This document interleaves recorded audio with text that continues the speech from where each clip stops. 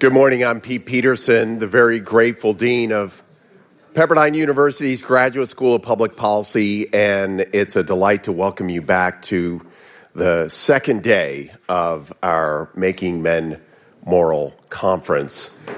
I do believe that I feel it's incumbent upon me to begin by apologizing for the performance of my state's governor, Gavin Newsom, last night in the debate. I don't know if any of you caught that, but one of the takeaways that I'm seeing go viral in the media was the display by Governor DeSantis of a so-called San Francisco fecal map, which there is some enterprising young upstart company that has covered the amount of feces that's being cleaned up around San Francisco. And it struck me that that might be the idea for a new book cover. The next publishing of Making Men Moral might feature that map, because in some ways, and I do think this is actually has quite a bit of relevance to today's conversation.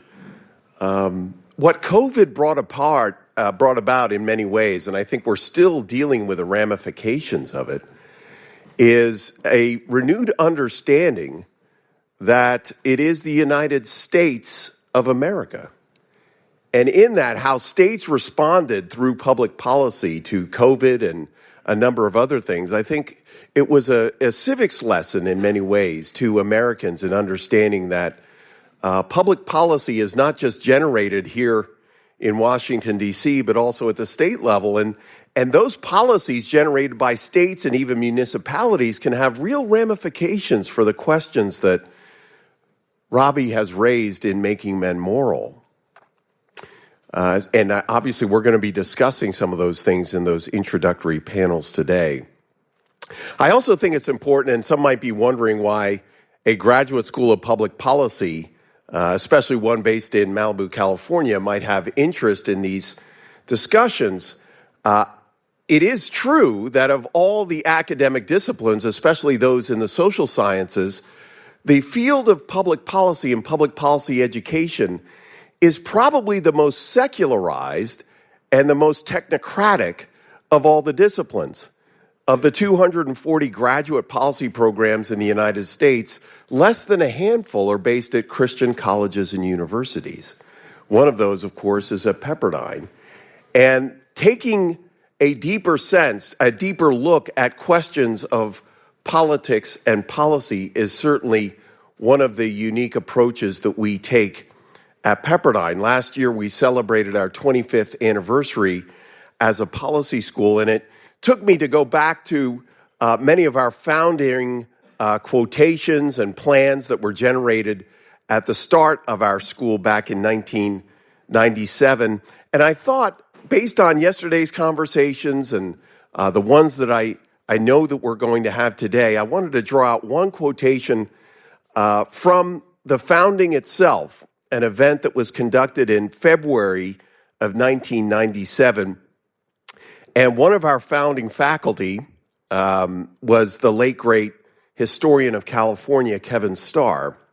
Starr said this in describing the launch of the policy school at Pepperdine: a renewal of public policy at Pepperdine, in other words, without being overly self-conscious about it, can conduct itself in investigations and engage in its debates solidly anchored in a philosophy that sees individuals as free moral agents, not as victims in some academic scenario, that sees the American experiments proceeding directly from the best imperatives of our Western, now global, civilization, that sees a flourishing economy and an efficient government in terms of the final goal of these operations, which is to say the enhancement of individual human lives in both their use and enjoyment of this world and their struggle for higher meaning, unquote.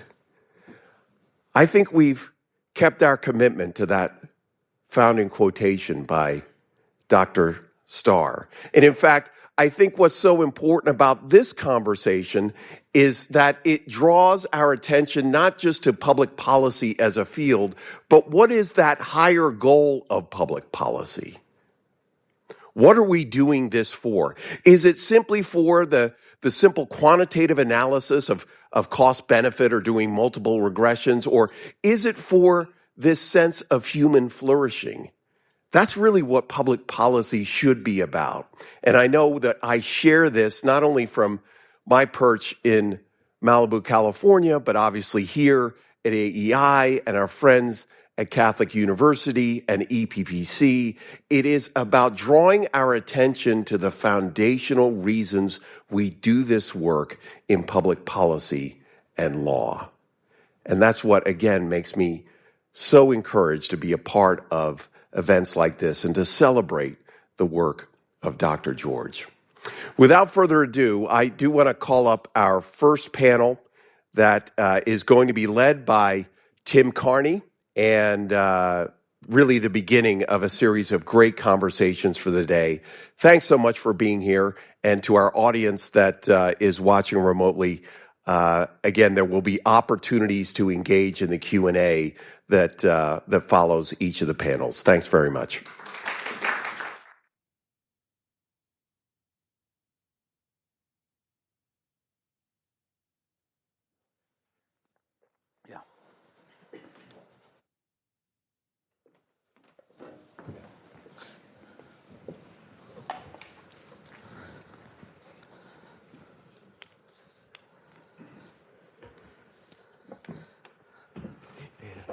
Good morning. Good to see you again. I'm Alexandra DeSanctis. I'm a fellow at the Ethics and Public Policy Center. I'm grateful for the opportunity to serve as the moderator for this panel this morning. Our topic is Civil Society and Subsidiarity, Challenges to Making Men Moral. I'll start by briefly introducing each of our panelists. Each will offer his own brief remarks, and then we'll have a broader discussion and time for Q&A. So directly to my right is Reverend Eugene F. Rivers III. He's a former Somerville Gang member from Philadelphia. He was educated at Harvard, where he studied philosophy and the history of science. He was the subject of a Newsweek cover story in 1998 and was prominently featured in a second cover story on the AIDS crisis in Africa 2 years later. Gustav Niebuhr in the New York Times identified Reverend Rivers as the Bush administration's point man on faith-based and community service. He's the founder and director of the Seymour Institute for Black Church and Policy Studies and is a widely published writer and community activist who has lectured internationally. He also advised both Bush administrations and the Clinton administration on their faith-based initiatives and in the foreign policy arena regarding the AIDS crisis in Africa. He has provided commentary for numerous television programs, and he lives and works among the poor in inner-city Boston with his wife, Dr. Jacqueline C. Rivers. Ryan Streeter is executive director of the Civitas Institute at the University of Texas at Austin. Until recently, he was the director of domestic policy studies at AEI. He served as a policy advisor to a U.S. president, a governor, and a mayor, and a fellow at other think tanks such as the Legatum Institute in London and the Hudson Institute here in D.C. He's the author of more than 150 articles and studies, has written and edited 5 books, and is a frequent guest on news shows. He also has a PhD in political philosophy from Emory University. And finally, we have Tim Carney, who is a senior fellow at AEI and senior columnist at the Washington Examiner. He's the author of 4 books, most recently Alienated America, and also a forthcoming book that he'll tell us about on today's panel. He's written for several publications, including the Washington Post, the Wall Street Journal, many others, frequent contributor to many news shows. He and his wife, Katie, are raising 6 children here in the D.C. area. And on a personal note, I first got to know Tim on a trip to Rome, where he spent the entire time saying that all my cultural references made him feel old. So I'll let our panelists take it away. So you are doing questions, or how? We're just going to start with about 10 minutes or so. Okay, remarks. 10 minutes. Okay. So I'm supposed to start. Yes, please. First, I want to give thanks. I'm a Pentecostal, right? So I think I give thanks to God for everything, right? So I want to thank. I've got 2 very special individuals here who are largely responsible for why I'm sitting in this chair. I want to thank Professor George, Robbie, who is sort of an amazing figure in that. He has he's got a brilliant mind, obviously, and, making men moral and, kicking around all the liberals very competently, right? So that's actually very, very impressive, right? He is, as a conservative, it's interesting, as a conservative, he's been one of the few that actually talks to black people.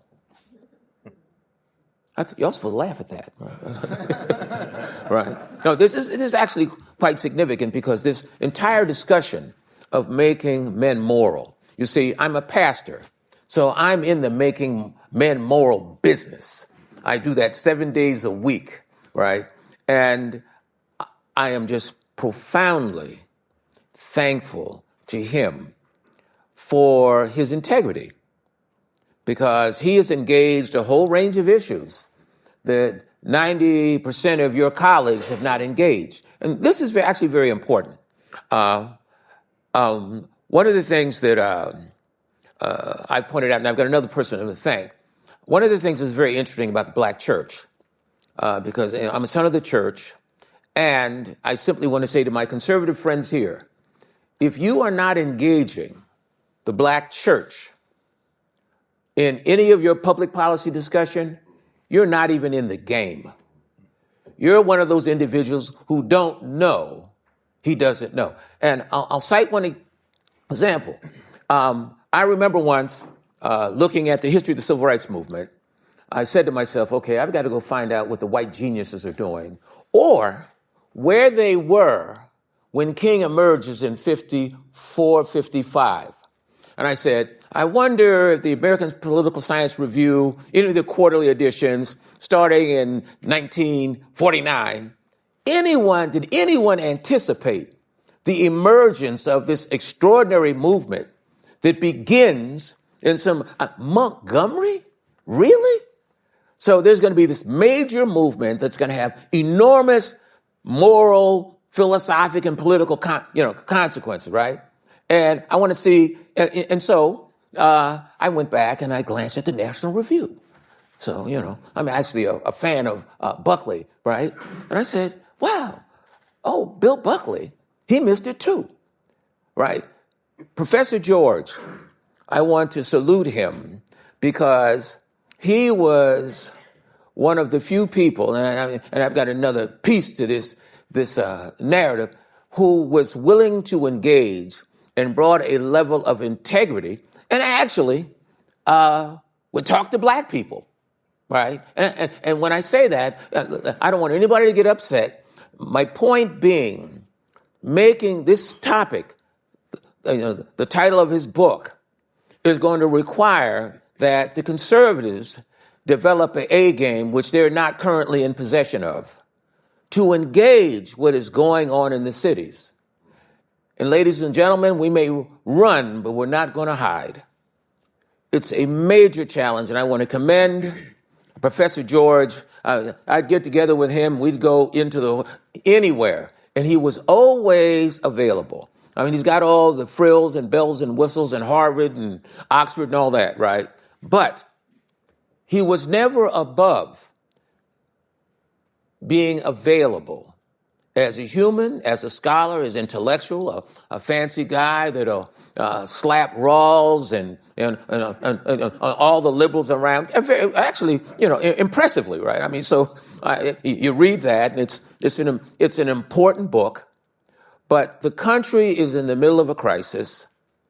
The conservatives are not bringing anything to the game in an original way, right? And I want to salute Professor George. And he's giving me a look like, calm it down now, Gina. You don't want to upset these people, get these white people too upset, right? So he just gave me the look, right? So I'm gonna dial that down for you folk that are put off, that I actually would have an independent thought about how to think about you folks, right? All right, so you dial it down, breathe in, breathe out, right?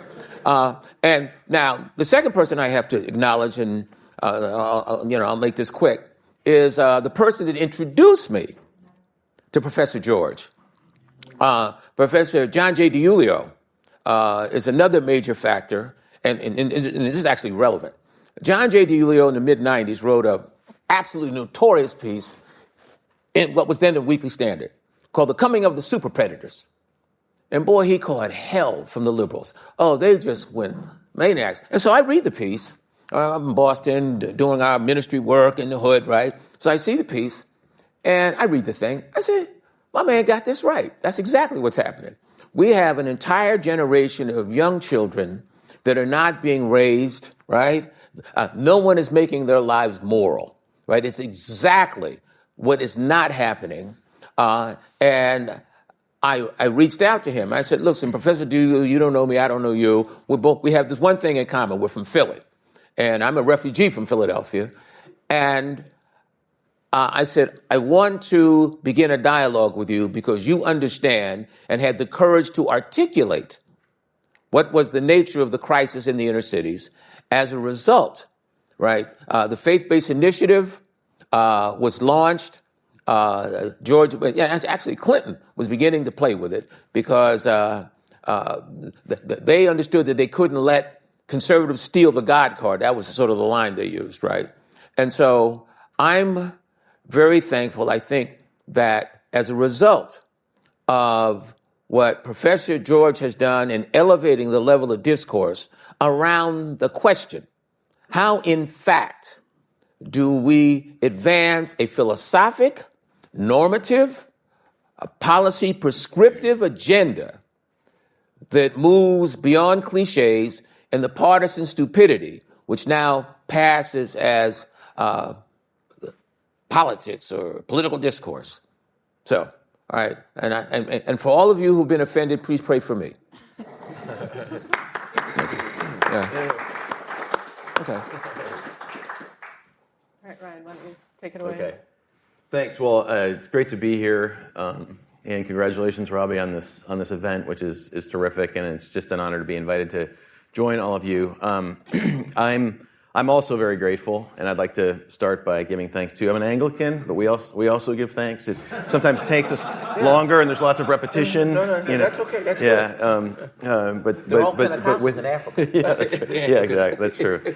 But it is good to be in this room with so many people that, when I look around, I realize how grateful I am for the people who've shaped my own intellectual, spiritual, moral journey. Lots of people in this room, my AEI colleagues that I've learned a lot from. It's been great. I'm now at an institute at the University of Texas, inspired in no small part because of the work that you've done, Robbie. I've been a partner in crime with my friend Pete Peterson for a number of years on the issues that we're talking about today. I've learned continuously from my friend and colleague, or former AEI colleague, Tim Carney. When I look around the room, I think probably the person I've actually known the longest, or at least I met the most number of years ago, is you. And it was in a church basement in Indianapolis, Indiana, about a year after that Newsweek cover. Right. When I had just taken a job with Steve Goldsmith. Right. And back in those days. Back in the day, Steve Goldsmith. And that began a journey of looking at these questions of subsidiarity and the importance of devolution and putting decision-making as close as you can to the people whose services you're supposed to be providing to. Right. And kind of never really emerged from that. I went from Goldsmith's office to the Hudson Institute, where we were working on these issues, kind of the post-welfare reform days and all those interesting kind of evaluations that we were doing. And then George Bush gets elected president, and I get this call from John DiIulio's deputy in the White House saying, "Hey, we're trying to staff up with Republicans or center-right people who know something about urban policy and issues and poverty and inequality, and it's kind of a small room. So would you like to come out and join the team?" And I hadn't donated a dime or done anything on the campaign, but I asked my wife if she thought we should move to Washington and work in the White House, and so there we did, and had many opportunities to be involved with you and you, John, and all the rest of it. And so that began the process of my many indiscriminately just saying yes to opportunities and a career that's looked a little bit like professional ADHD in all the different places where I've gone. But there has been this thread throughout a lot of my work about the importance of local communities, about the importance of sovereignty at the household and neighborhood level, and its implications for policy, and the implications of moral formation on how we think about policy development. And so it's really great to be here amidst this conversation today. We didn't share our remarks with each other, so I was trying to think about some things I would say that wouldn't step on Tim's toes and not invade Dr. Rivers' space. But what I thought I would focus on are just two things that have kind of emerged from some of the work that I and my colleagues have done. And a lot of that all of it was done here at AEI using survey work that we've been doing over a number of years here through the Survey Center on American Life that my colleague Dan Cox runs. And they focus on the first issue I wanted to talk about is just the importance of the types of engagements that people have in their communities and what that actually does to them and the effect it has on them. And then secondly, I just wanted to touch, and I'll do this all very briefly, just on the types of places that we actually do inhabit, the actual physical neighborhoods and environments that we live in. So to the first point, we all know that social capital is very important. We know that it's created at the household level through good, meaningful relationships at home. We also know that involvement in your community has all kinds of positive benefits. This has been studied for decades now. One of the things that emerged from our research that hasn't gotten as much attention, which is why I thought I'd focus on it now, is the difference between being sort of socially engaged in your community and being civically engaged in your community. And civically engaged would encompass being involved in a house of worship or in a congregation. And what we found when we carve up people into four categories, people who are highly civic and highly social, and highly social would be essentially defined as people that are regularly in touch with friends and who have a lot of friends. And you can plot this along a scale. And you look at the people that aren't very civically engaged, but who are highly social, and people who are civically engaged but not very social. That would be like your condo association president, the person that goes around, doesn't have any friends and no one likes them, but they're really engaged. And then you have people that are not social and not civic. And when we look at those groups of people across a whole bunch of different questions, and we look at how they line up on the UCLA Loneliness Index, you find that as you would expect, people that don't have a lot of friends and don't talk with people and who are not engaged in their communities are pretty lonely and pretty miserable. And it shows up in almost every type of question about social isolation that you can ask.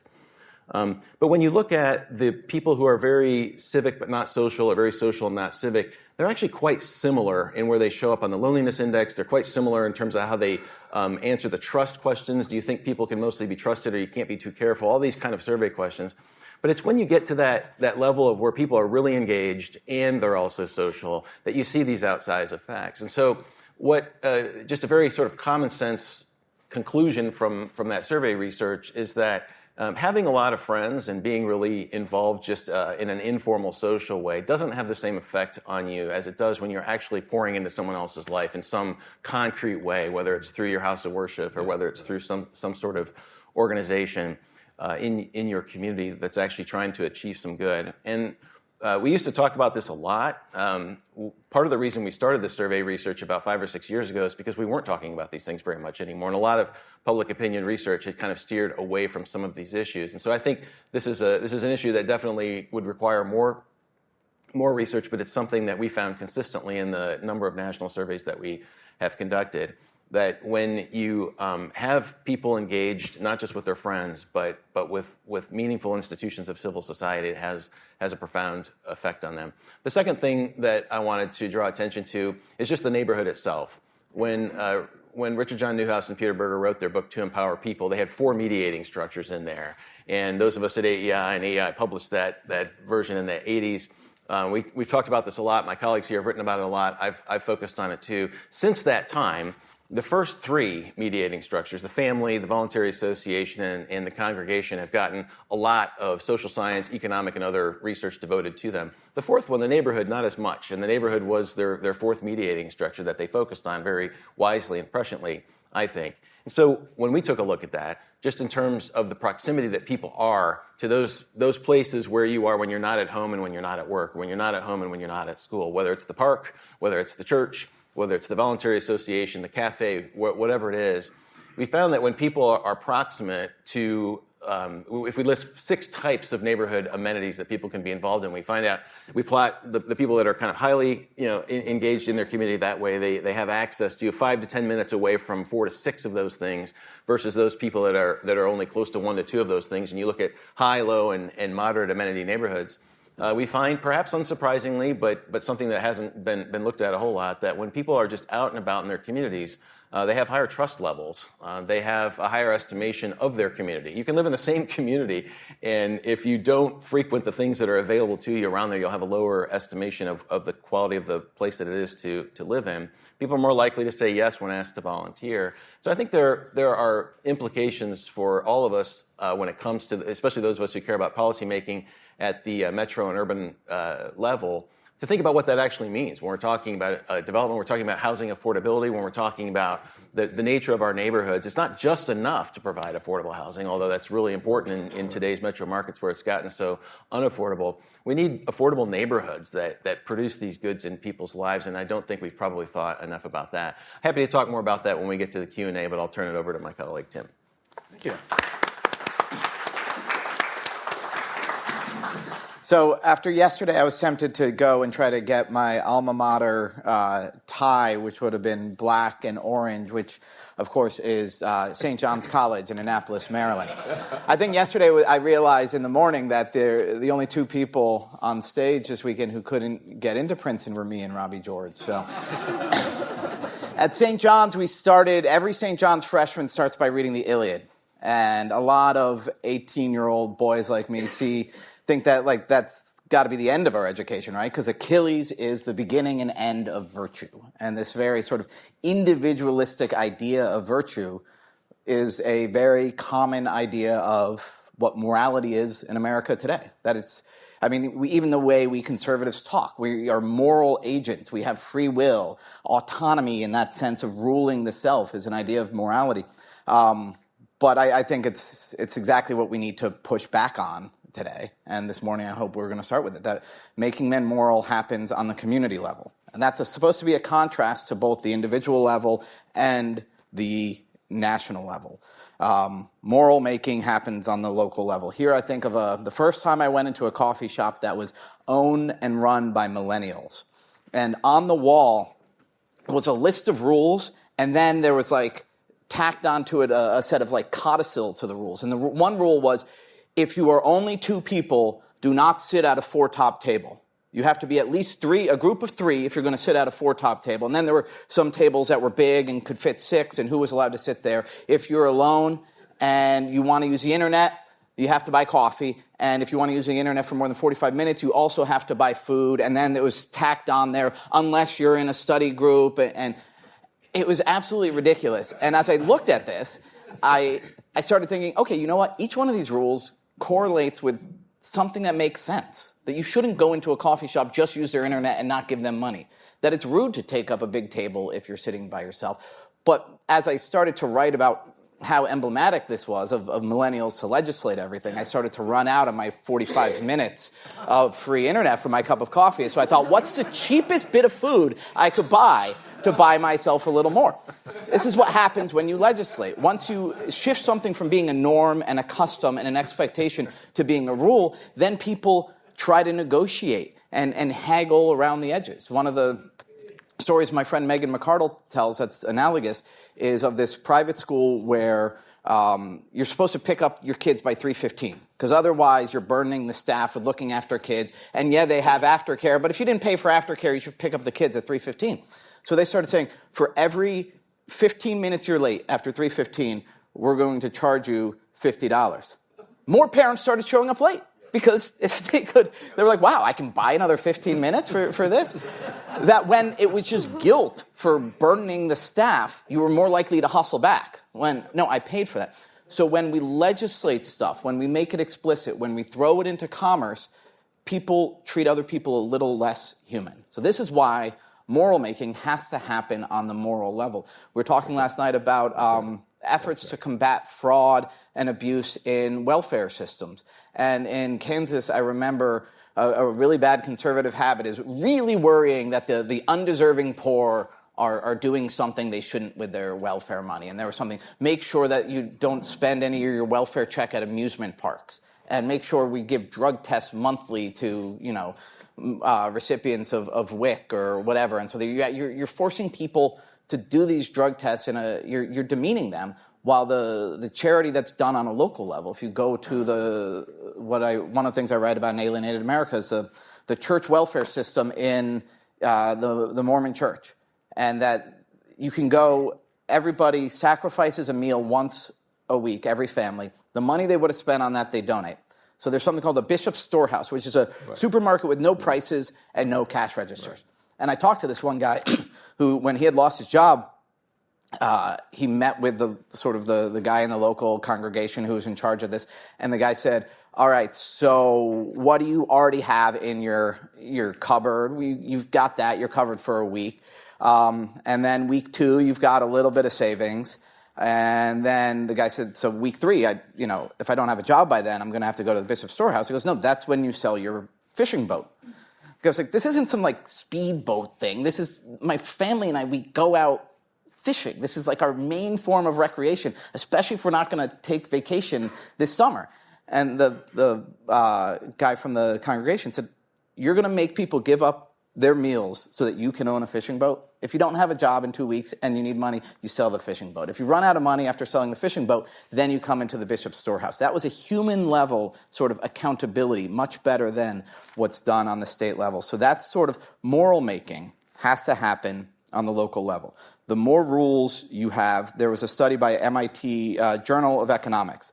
These questions, do you generally find other people trustworthy, et cetera? Internationally, they found that places with more regulations had lower level of trust. I think the causality certainly goes both ways. More regulations makes us distrust people more, and the more we distrust people, the more we demand actual regulations. So I think we're probably becoming a less moral country because our community connections are collapsing. This is Robert Putnam wrote about it 25 years ago in Bowling Alone, and it's still true today. Putnam dedicated only one chapter in Bowling Alone to churches in which he noted, and 50% of all civic activity originates in the church. I thought that should have been half of Bowling Alone then, but he did then write a follow-up book with a Mormon, David Campbell from Notre Dame, American Grace. Right. And in there they said that church-going people give more to charity, including, even if you took out all church charity, they still give more to charity. Church-going men are less likely to be unfaithful or commit domestic violence. Even in some of the after some of the horrible mass shootings, I've looked up just gun ownership, gun culture, gun worship. People who really find their identity in their guns are people who are less likely to go to church. So the way I put it is, church is the single most important institution of civil society in America for making men moral. And with apologies, I don't think it's the sermons that do most of the work. I think it's the ministry. I mean, in some churches, maybe it is the sermons that make men moral. But I say not the sermons, but the ministries. And ministries is a funny word. As a Catholic, we don't really use that term. And when I've visited some mega churches, everything is a ministry. It started off, it was the ministry for taking care of orphans. I thought that was great. The ministry, the youth ministry, I was like, is this just a youth group? And then it was the ultimate Frisbee ministry. But I'm not knocking the ultimate Frisbee ministry. I think all of these things are what make men moral. They are what expose us to other people, put us engage in some common undertaking, and that are aimed towards a higher good, some higher than others, and it forces us to be moral. And this is, again, where conservatives need to wrestle with agency and free will. Achilles, the 18-year-old me, thought it's not moral unless you sort of sit in a room like Descartes and you think, what should I do? And you choose the right thing. The idea that peer pressure and example pushing you towards doing the right thing is morality is something that I think is at odds with some of the modern mind and something we need to regain. Just two more stories. One was, and we talked about this yesterday a little, if you've ever belonged to something, say a neighborhood pool, there's always somebody who starts walking towards you with that look in your eyes, and you know that you are going to be made to volunteer. You know that this person is, and so this happened to me in my old parish in Maryland. A guy came walking towards me after Mass, and usually I'm the guy who socializes a ton after Mass, and the pastor has to get my whole family out of the narthex because the 10:30 Mass is coming in. But this one time, Michael, the athletic director at the parish, started coming at me, and I knew what was going on. It's like, Katie, we got to go. Michael grabs me. He's like, Tim, I see Meg is signed up for basketball. I said, yeah. He says, we've got enough girls from this parish that we can have a parish basketball team in the county rec league. I said, that's great. Just let me know. I'll make sure she gets to practice. Tim, we need a coach. And I said, I've got some recommendations. I'll email you on Monday. Tim, I was hoping you could be the coach. And at this point, I was writing my book, and it was Alienated American. I said, I can't. I'm too busy. He said, oh, something wrong? I said, well, no, I'm writing a book. He said, what's the book about? I said, it's about the importance of local community cohesion. So I was a kindergarten girls basketball coach. And this is what, and again, if you have sort of an Opus Dei understanding of morality, you'll understand that self-mortification of coaching kindergarten girls basketball can make you better.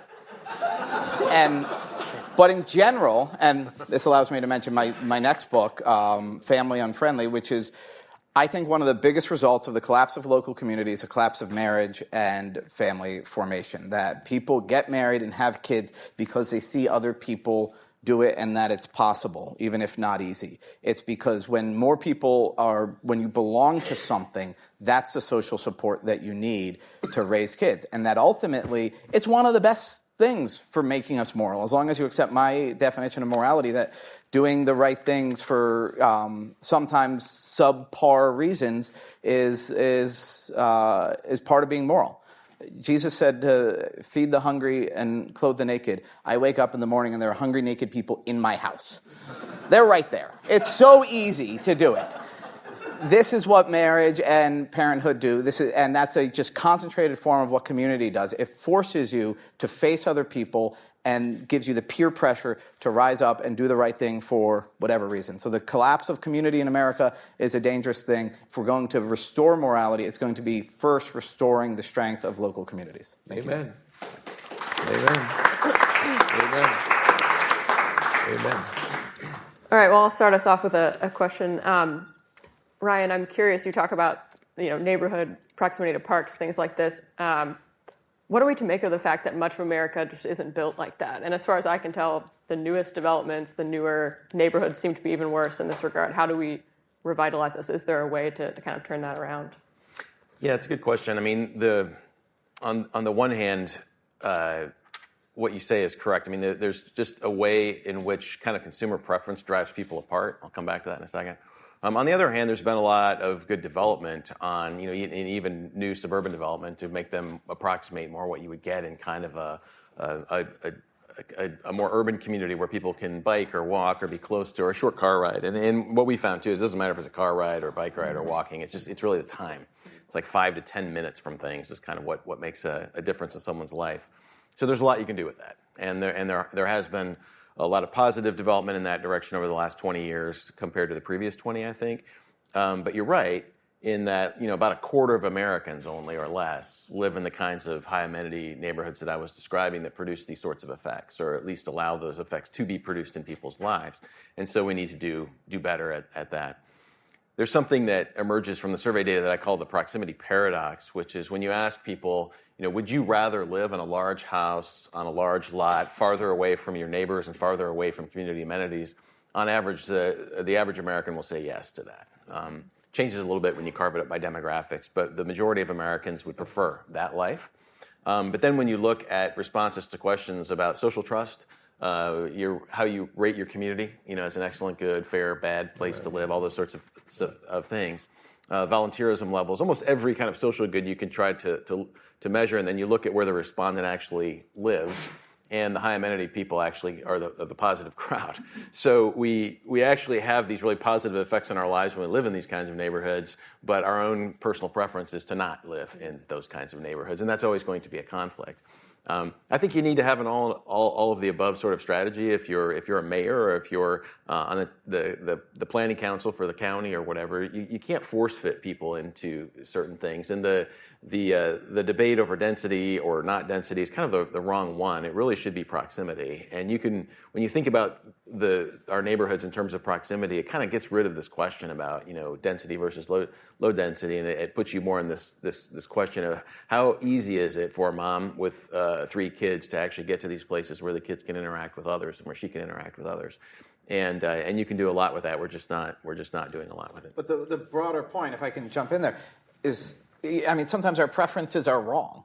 They make us less happy. Mm-hmm. If we think we want to live further out. There's lots of examples of that. And that's at the heart of sort of, the making men moral question is let everybody do what they want, and then if people actually do, they end up less happy. Mm-hmm. And it's not a fun thing to say. It's sort of a paternalistic idea. Yeah. But yeah. Question. Yeah. Who's the we? Who's the we? Yes. It's the people who sit on stages in AEI and talk about what's right for America.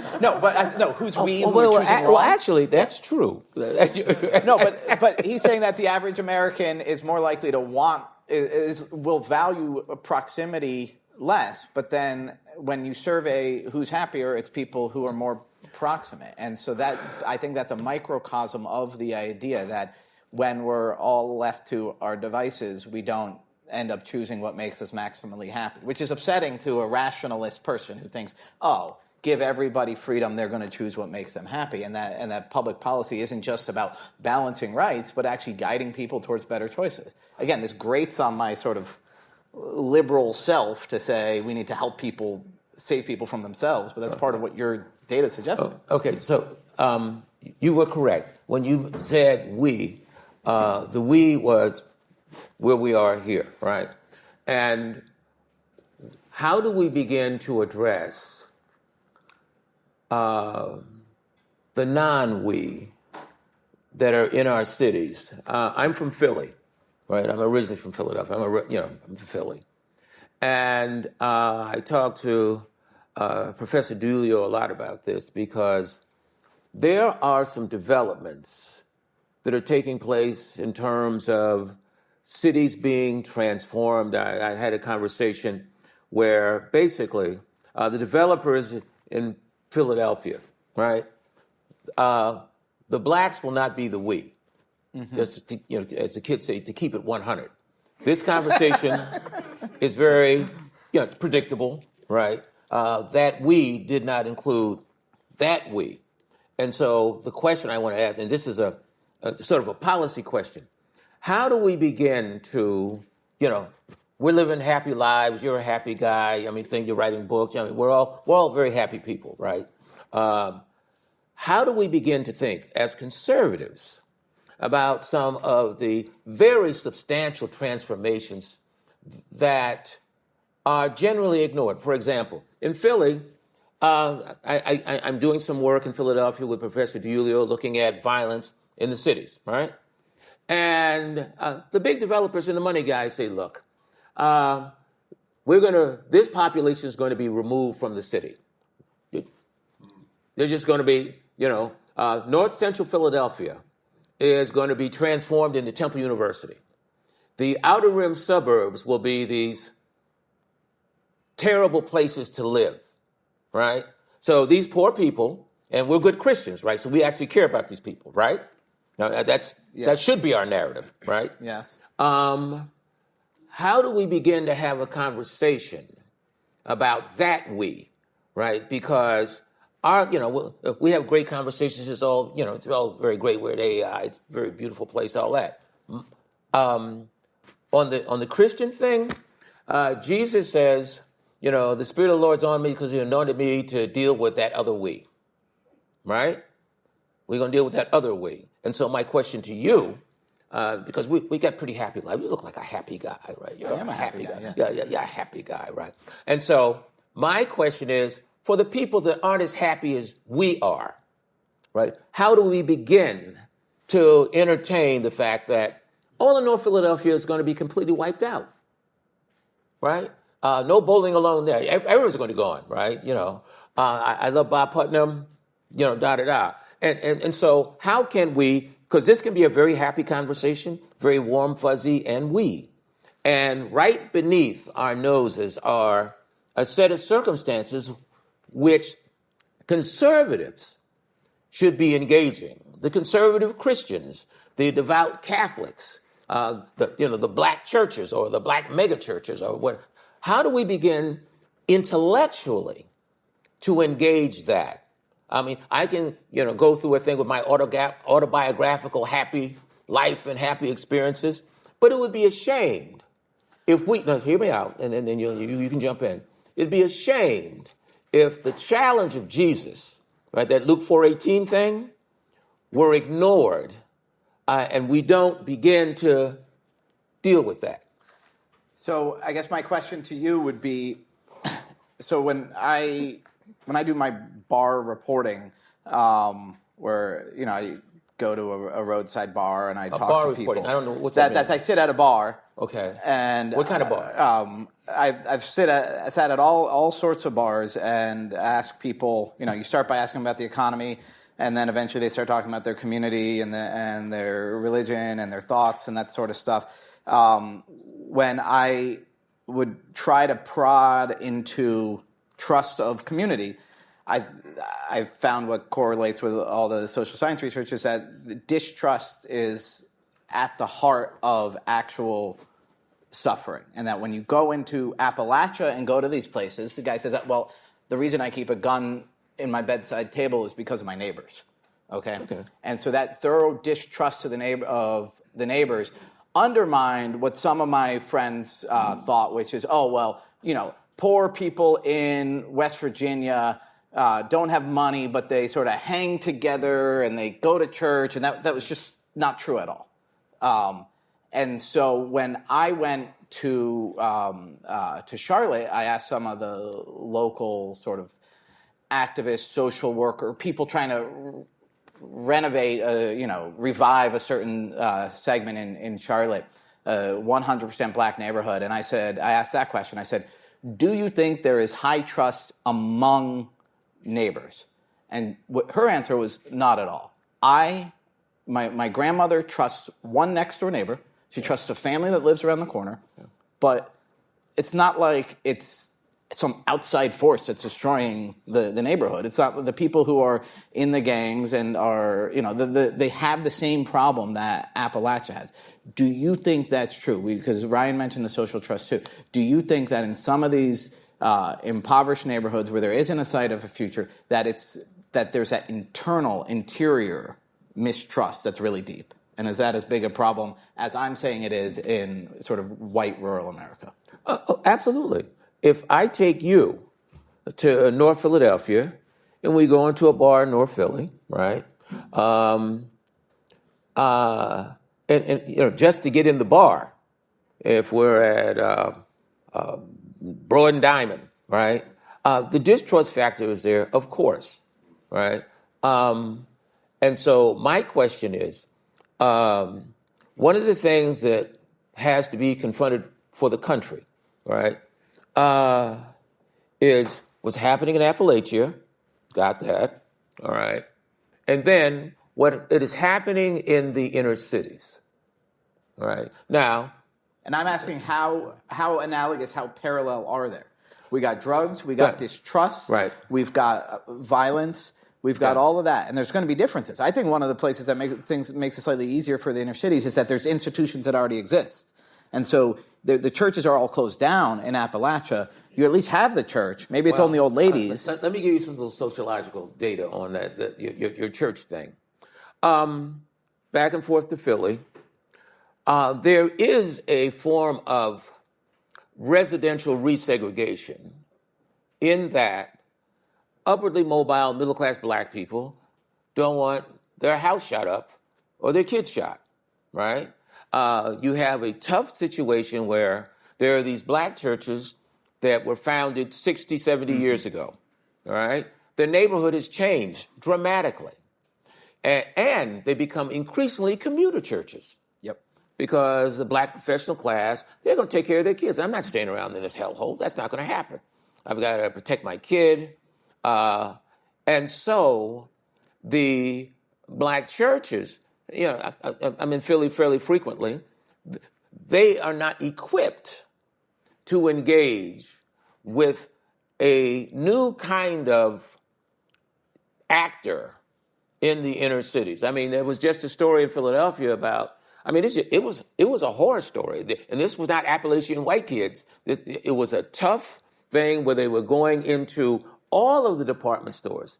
Now, okay, I get it if you go break into the bodega in the hood, right? So that's one thing. But Neiman Marcus, now we're creating some problems, right? Because, that's a different bracket. They pay their taxes. I want to go to Neiman Market, not be accosted coming out. And so there's, and what I'm pushing you on, there's a dynamic which is racialized, right? And so, and we eventually, because we could talk generally about the poor, but at some point, we're going to have to engage intellectually what's happening, because we've got some real powder keg stuff that, we're not thinking about. It's not on our screen. Bob Putnam didn't catch that piece of it. And the reason it's important to me is that conservatives have an opportunity to undertake interventions. I mean, look, making men moral. And see, that challenge, that's an enormous amount of work. And I relate to the alienated white dudes. Now, to pick up on the white fellas, when I see working class white males that resent me, I come in some environment, as far as they're concerned, I'm looking fancy. I've got my two-tone shirt on like some of you folks out there, right? Looking sharp. And I see the guy, and I have nothing but empathy for him. I have complete empathy for this working class white dude that says, my life sucks, right? And here comes this fancy black dude up in here with his fancy glances, looking sharp, the whole thing. And as a Christian for real, right? I have nothing but empathy for that alienated poor white male who has been neglected and told he is worse than a nigger. No, it's a very profound thing. And so what I'm saying is that there's got to be a certain conceptual refinement in our discourse on this, because we have some. Listen, I have a thing about working class white. I live in Boston now, so there's a local, the Blarney Stone. Right? I go to my Blarney Stone. I go to the Blarney Stone. All the working class Irish guys are in there, and they love Reverend Rivers. Reverend Rivers comes in there. I get my tea and coffee with my books, and I have this great dialogue with these Irish dudes, right? And they are black guys, Reverend Rivers, right? They're looking for the respect, the affirmation, and I make it a point to communicate with these men that they're respected. I affirm them, and when there's crazy stuff going on in the black community, right? I make no excuses for it. Right? And we'll sit down. I say, look, Reverend Rivers, man, look, I'd lock them all up. Look, you think you a tough man. Let me put something on them, Doc. Junebug and Pee Wee and Cornbread, they would all go to jail, right? And we would engage it. So I'm asking for some expansion of our range on this thing, because the country is in a tinderbox situation. The Philly thing, where they were going through the town, tearing it up, and I could see this is not going to go well, because all the business guys are going to clear out all of North Philadelphia. Mm-hmm. They're going to bring the Asian students to create a whole new campus. And this is very, the conservatives, the bright guys, we're the happy guys. We're the happy guys. Our life is going good, right? We can sit up and do this thing here. We have to begin to engage that. Maybe I could jump in here and sorry about that. No, that's fine. Sorry, my bad. No, you're fine. Maybe we could just bring it to kind of a practical policy level, right? We're talking about challenges to making men moral.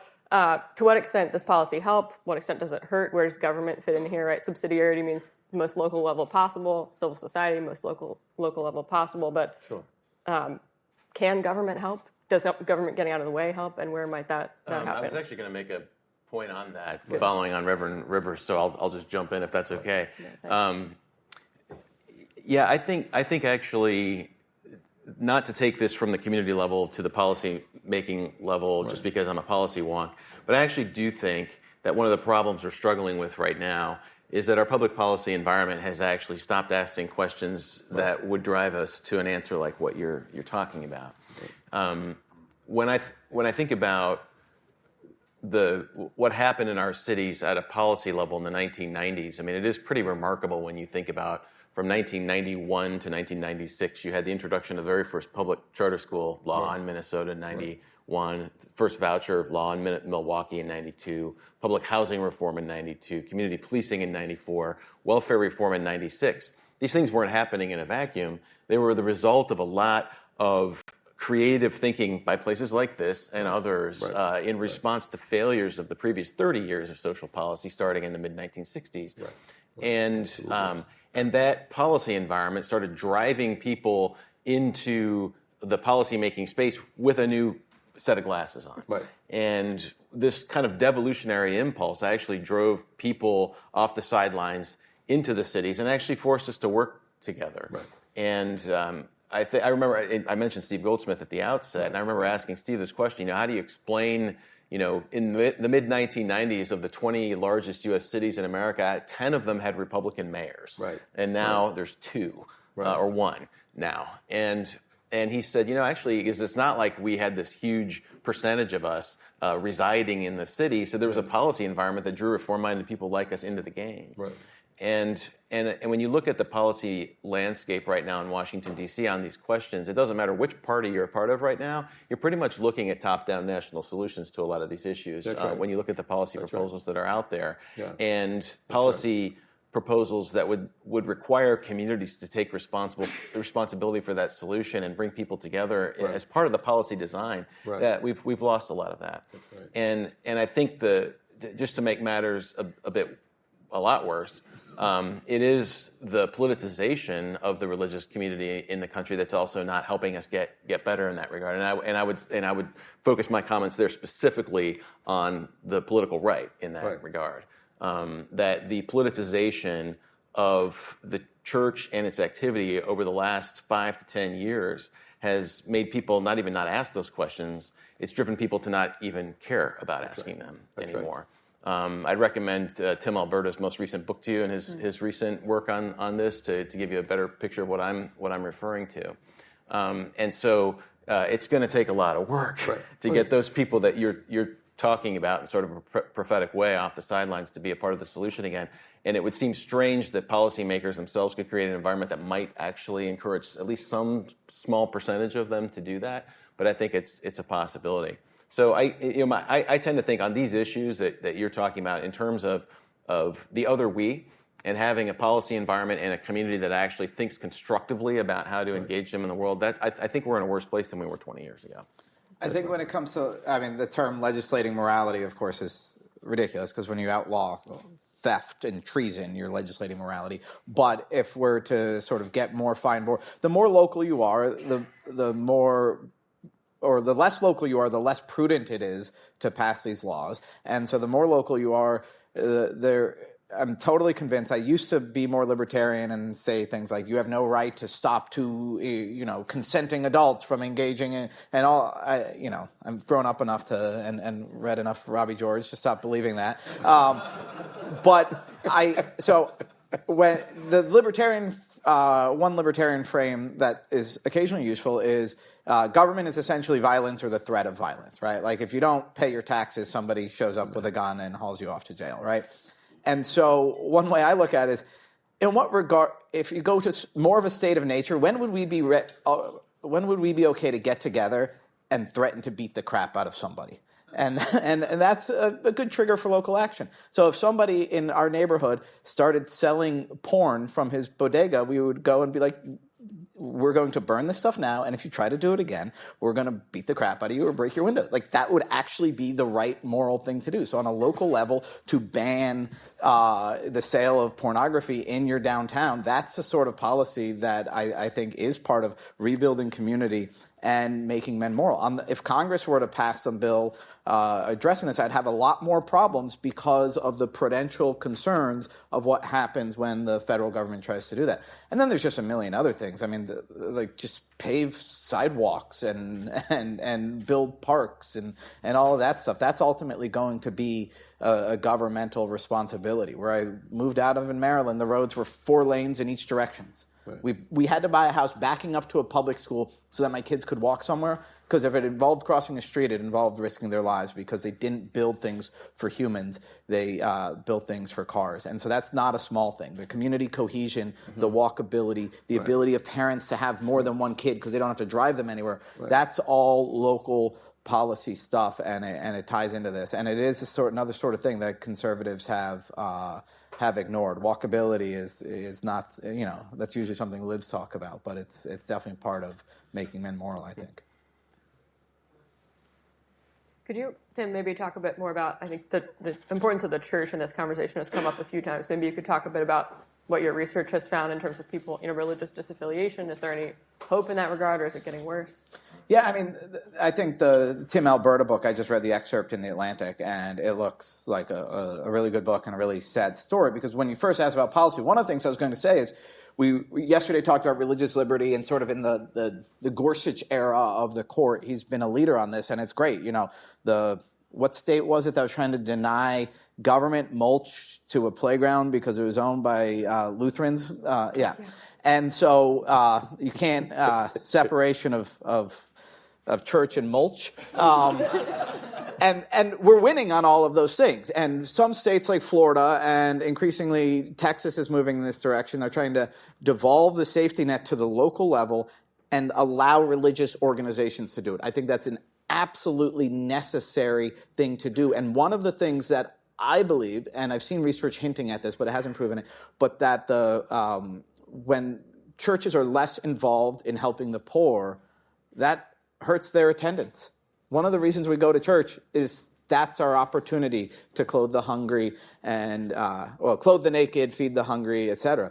And so I think that one cause of church disaffiliation is the crowding out by the central state. There's multiple studies that have pointed in that direction. And another cause is their abandonment of their unique role, which is not about politics. I mean, the politicization of the American church, Christian white evangelicals, is it's devastating both to them serving their purpose and to the acceptance. When I say the church should be a central part of the public square, right? And I mean, in Philadelphia, sometimes the city government has kicked out soup kitchens for taking up too much space on the sidewalks, or for or refused to give money to religious organizations, or force them to abide by all of their non-discrimination rules, which include ones that are unjust. But on the other hand, if your vision of the church is these people who are basically sort of right-wing gun toters, right, you're not going to be open to them getting public money or being part of the public square. Yeah, pick up on the church piece. I think there is a very smart strategic opportunity for a re-engagement on the question of the church. You're correct, right? You've got, your MAGA stuff, right? You got your MAGA stuff. Got it. Understood. Right. There should be, on the part of conservatives, re-engagement with the black church as a community. John DiIulio had put together Prux and the stuff that was at Penn, right? AEI could initiate some evidence-based, empirical stuff to look at how do we objectively measure service provision and do some serious empirical social science on this. There's a strategic opportunity. The country's nuts, right? So let's focus on how we could strengthen the concept of subsidiarity, right? Catholic deal, and apply it to black churches, right? That would be very, very important, just theologically. For me, and it's actually a relevant point, I am a student and in some sense a son of Catholic social teaching. And this has been true for over 40 years, right? Fides Racho, that's my dude, right? I said, okay, that is my man, right? Look, Catholic social teaching, their basic philosophical stuff is absolutely essential. And get this, I'm circulating this stuff. Professor George writes a book called Embryo, right? He helps me out, and I get like maybe 15, 20 copies of Embryo. This is Robbie George now, our man here, right? The people who almost stole every copy I had of Embryo were Black Pentecostal preachers out of the Church of God in Christ. They grabbed up the George thing, and then your what's the competing? The apologetics? It's flying out of my mind. Competing orthodoxies? No. Clash of Orthodoxies. Right. Yeah. Right. They would pick this stuff up and study it. Most people didn't even know that there was a Black Pentecostal market for Catholic social teaching. They don't make a lot of noise about it. They're not, these folk do this. Bishop Charles Blake brought an entire delegation of the General Board of the Church of God in Christ to the Catholics. What's your Pentagon? The USCB? Give it to me again, dear. Is that 3 C's? 2 C's, right? All right. Okay. I'm trying to keep up with you folks. Right? And so what happens, now get this, an entire delegation come to the USCCB, right? And they spend an entire day at their own expense learning about Catholic social teaching. Most folks don't even know that. And so there has been this engagement, unbeknownst to most people. Professor George, the Clash of Orthodoxies, I ordered a box of these things, and I passed them out to the General Board. I mean, there is a level of philosophic and intellectual engagement that is way above the radar that exists, where the most thoughtful elements of the Black church, which ironically, right, are the Pentecostal charismatic folks, right, that are engaging. And we need to have, listen, Professor George will tell you, the Seymour Institute brought a delegation of Black Pentecostal preachers from across the country. And we came to Princeton. And they wanted to hear Professor George, right? Professor George comes in, he tells, I'm not even exactly sure what the topic was, but it was some theological or philosophic point. He's getting up there. They get into a discussion where Professor George talks to these preachers, right, room full of these folk at Princeton, about an evangelist, R.W. Schambach. Now, I have $100 for anybody in here who knows who R.W. Schambach is, except Robbie. I'm going to keep my money, okay?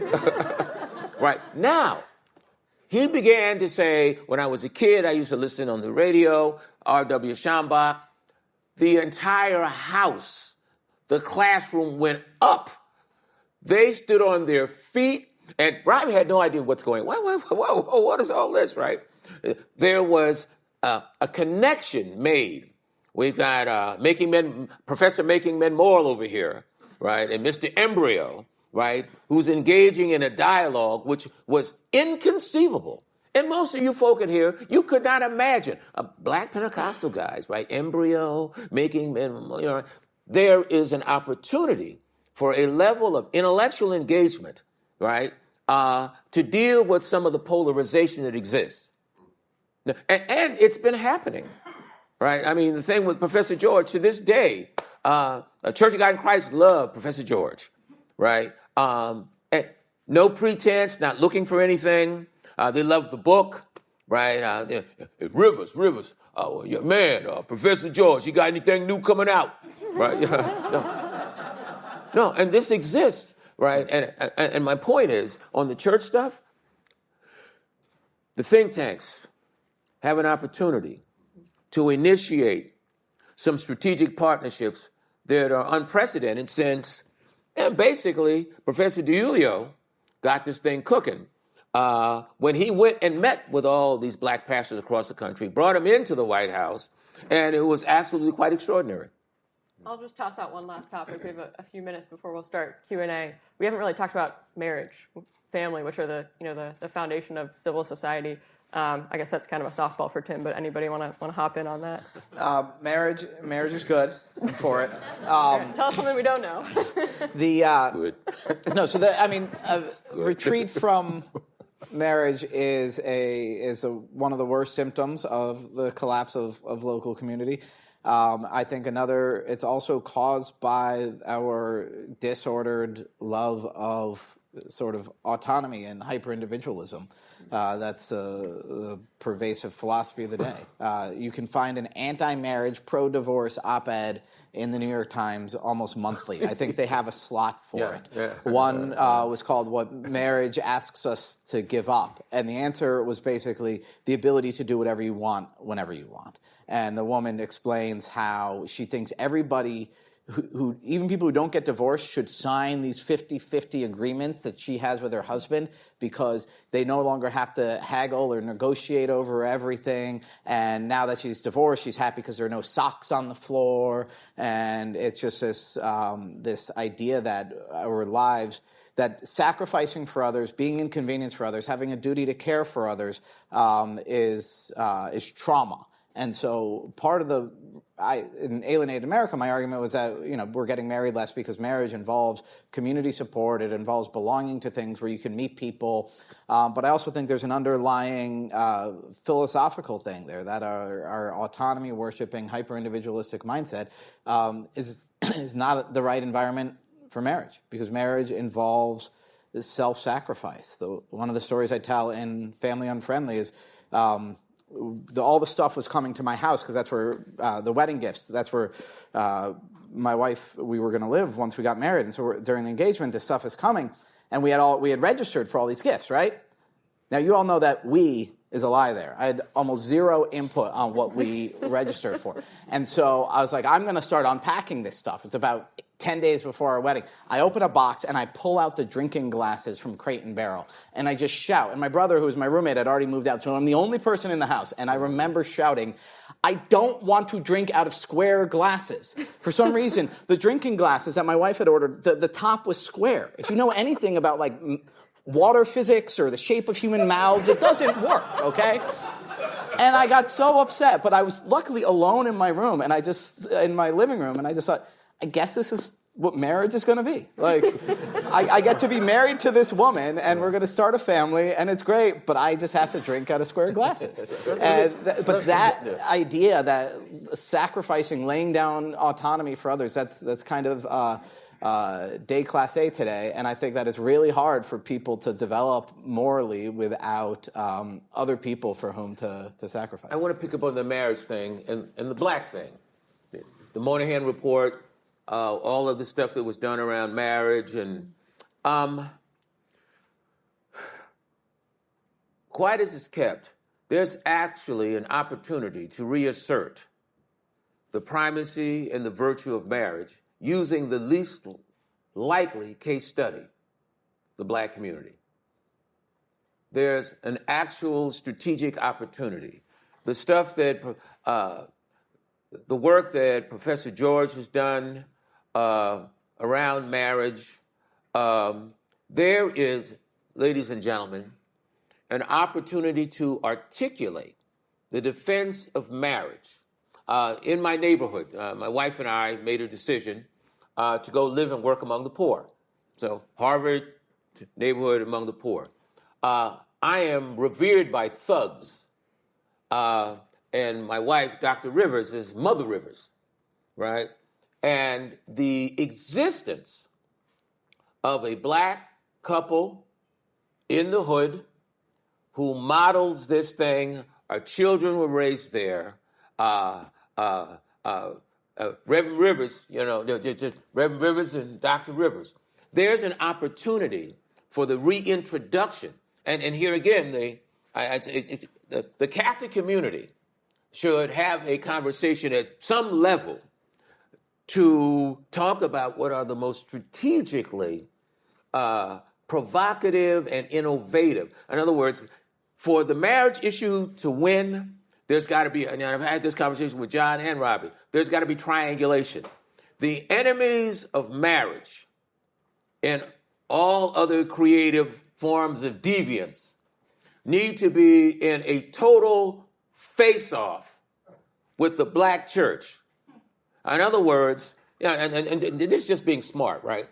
Yeah, we have to, if you want to win, because there must be a intellectual, philosophic, and political movement that sanctions marriage, and the leaders of the fight, the public communication fight, have to be the leaders of the black church taking on all the trans stuff, the whole 9 yards. And what you do, you racialize this issue, and the interface is with the black churches versus whatever that trans thing is, because it changes every couple of hours, right? Whatever that thing is, because you folks, God bless you, you're not the ones that carry that ball, because they're going to have a field day because of how they politicize the business. And so there has to be a decision. Okay, do we want to win the fight, and what's the smartest way to do that? Yeah. We better turn to Q&A now. We have about 15 minutes. So anyone, I think there should be a microphone out there, or we can just call it out. But I'll wait for the mic to get rolling. I'm done. All righty. I think I saw one. Did you have a question? Yes, right here in the floral jacket.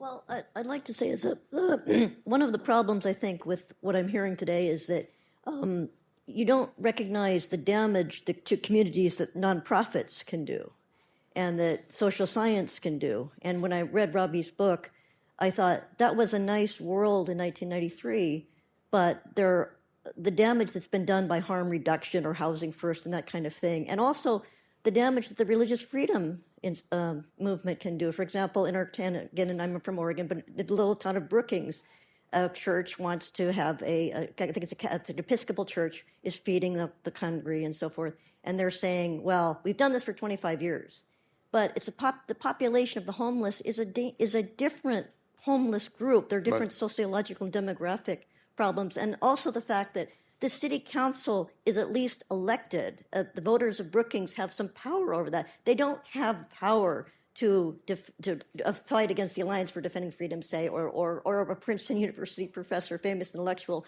or Brookings Institution. It's just frustrating to me that could you address the tensions between, and also, Mr. Carney, I mean, that's fine that everything's great, but you're also imposing your Catholic views on, say, if you're feeding the hungry in your church, that's fine, but in a park where you're attracting people from outside the neighborhood, that's not okay. And I think you're pointing to a real big tension, and it's going to be a tension. There's nothing I have to say to resolve it, except that, you cannot democratize my church. You cannot democratize what civil society is going to do. That's one of the beauties of it. It is a little bit undemocratic. And Tocqueville and Yuval, who runs social, cultural, and constitutional studies, where I'm a scholar, sitting in the back making sure that I mention Tocqueville at least once, otherwise I get fired.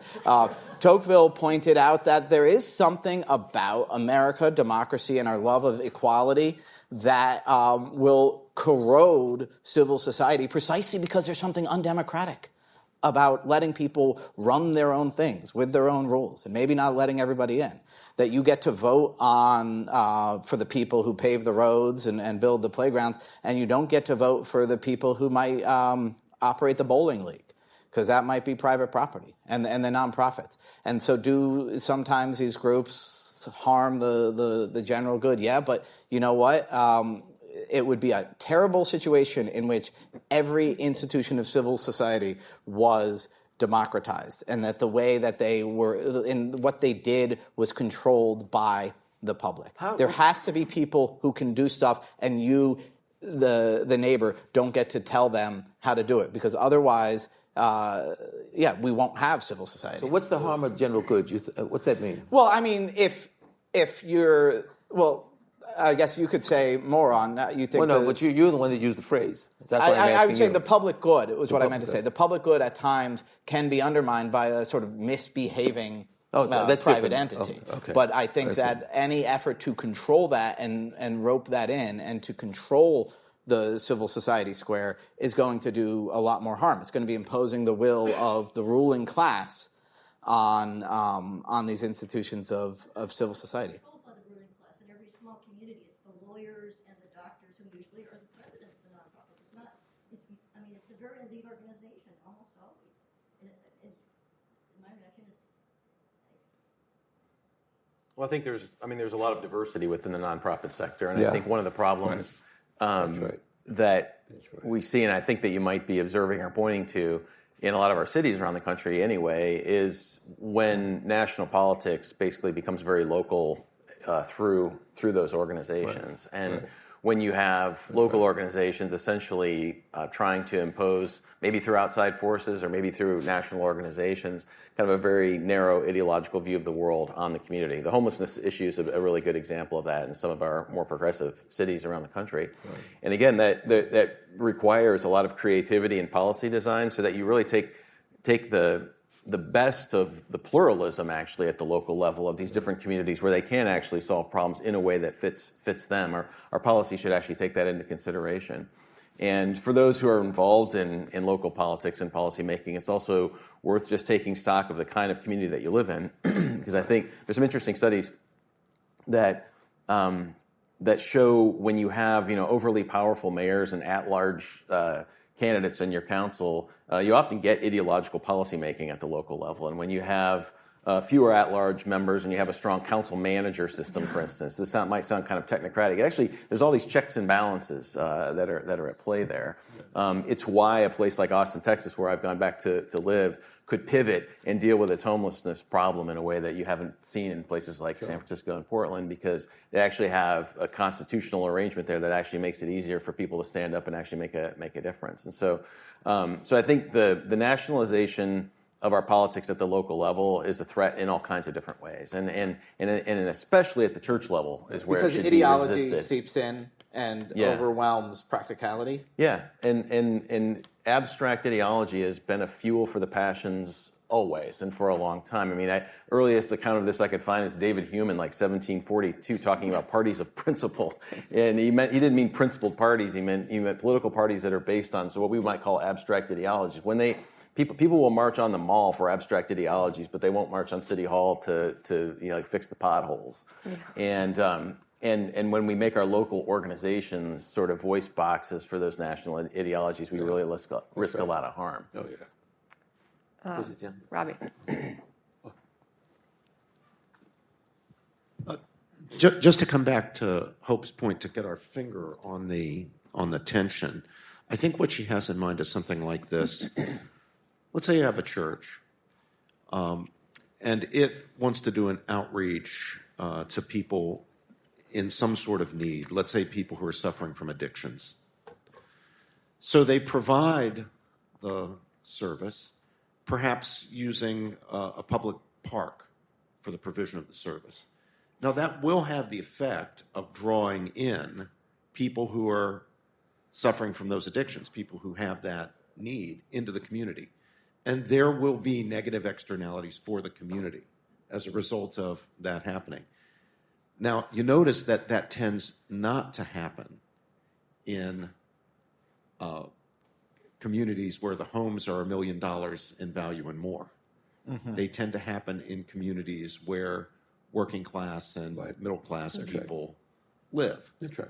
And so that, of course, raises the question, why should working class and middle class communities be suffering those externalities, especially if wealthier people aren't subjected to them? And those of us who are in the business of defending religious freedom will be the first to say, look, that park needs to be available to that church to provide those services. Right. So that's good, right? We do want those services to be provided. Those people are in need, and the park provides a very good place for that to happen.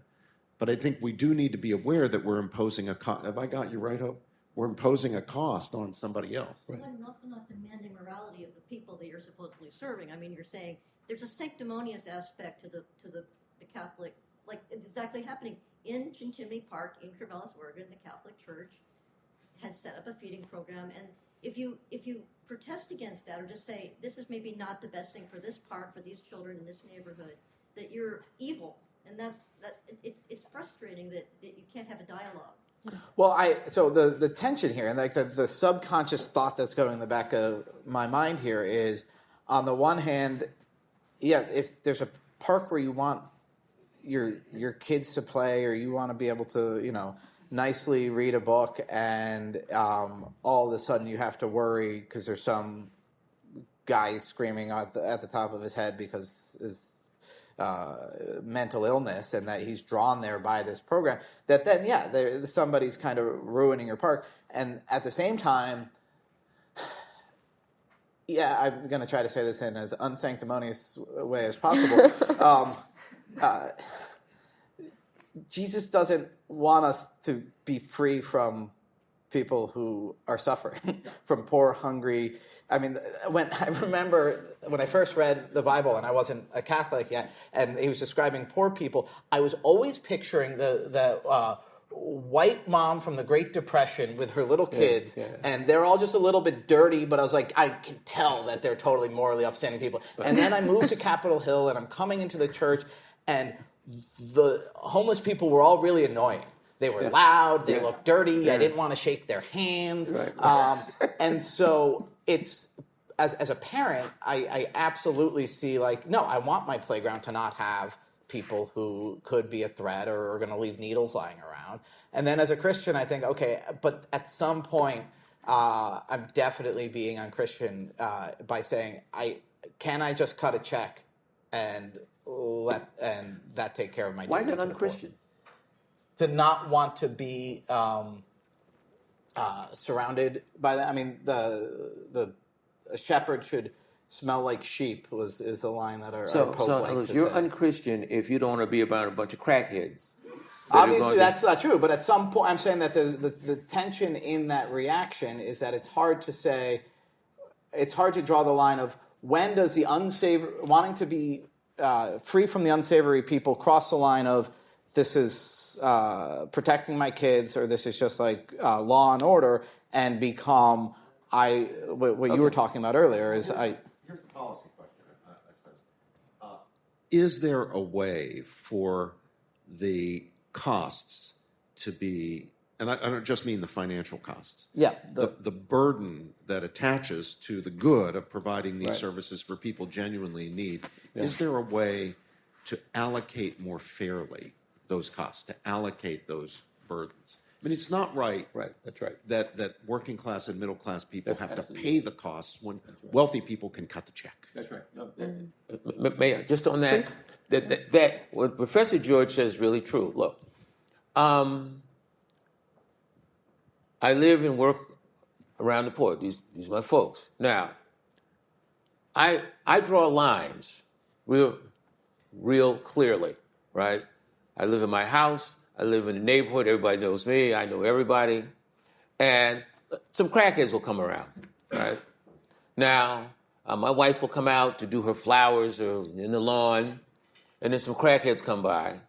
Now, if my man says something inappropriate, the Jesus is me going to say, you're my man. We're going to have a problem in a minute, right? Now, my wife's over here minding the business, and Jesus is not going to be happy with this in a minute, all right? And I'm going to come see you, and I'm going to take what was done in the temple out of the temple, and I'm going to put it on you, because we're not going to have any foolishness. And the point is, there is a legitimate way, and I see, I'm not white, so I'm not feeling guilty if I tell Kareem, right, if I tell Kareem, you're my man. We're not going to have that noise here. Now, don't make me have to come out here.